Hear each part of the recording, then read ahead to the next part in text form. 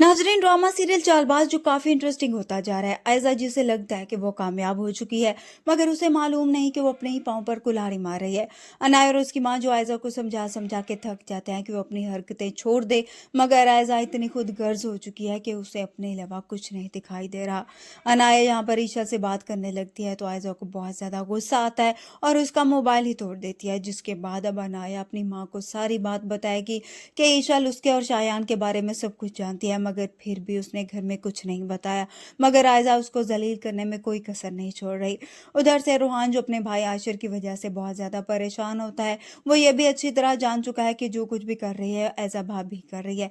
चाह कर भी वो ये बात अपने भाई को नहीं बता पा रहा और आकर अनाया से रोते हुए कहेगा कि मेरा भी इस घर में दिल नहीं लगता, जहाँ पर मेरा भाई ही नहीं है, मैं वहाँ नहीं रह सकता। अनाया रूहान को तसल्ली देगी, उसे समझाएगी कि अगर हम यहाँ पर चले जाएंगे तो ताया अब्बू को कौन संभालेगा। दूसरी तरफ अनाया की माँ भी आयजा की वजह से परेशान होकर उसे फ़ोन करती है ताकि उसे समझा सके। आयजा का मोबाइल बार बार बज रहा होता है तो आबिद साहब जो वहाँ पर आते हैं, आयजा की माँ की कॉल देखकर वो फ़ोन उठा लेते हैं ताकि बता सके कि आयजा किचन में है।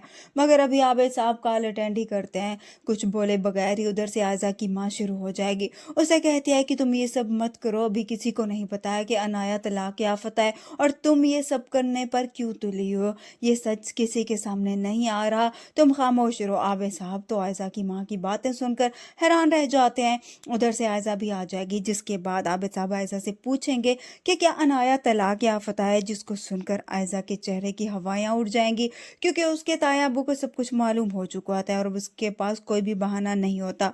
दूसरी तरफ ईशल की माँ जो ईशल को समझाती है कि उसे आशिर को समझाना चाहिए कि वो अपनी फैमिली से अपना हिस्सा ले, जिसके बाद ईशल अपनी माँ को बताएगी कि वो आशिर से ऐसी कोई भी बात नहीं करेगी। जिसके बाद उसकी माँ उसे कहती है कि ठीक है, अगर तुम आशिर से ये बात नहीं कर सकती और आशिर तुम्हारे लिए कुछ नहीं कर सकता तो तुम एक बात तो कर सकती हो, तुम उसे छोड़ दो और उसे अलहदगी इख्तियार कर लो। जिसके बाद ईशल परेशान होगी और अपनी माँ से कहेगी कि वो आशिर के बगैर नहीं रह सकती।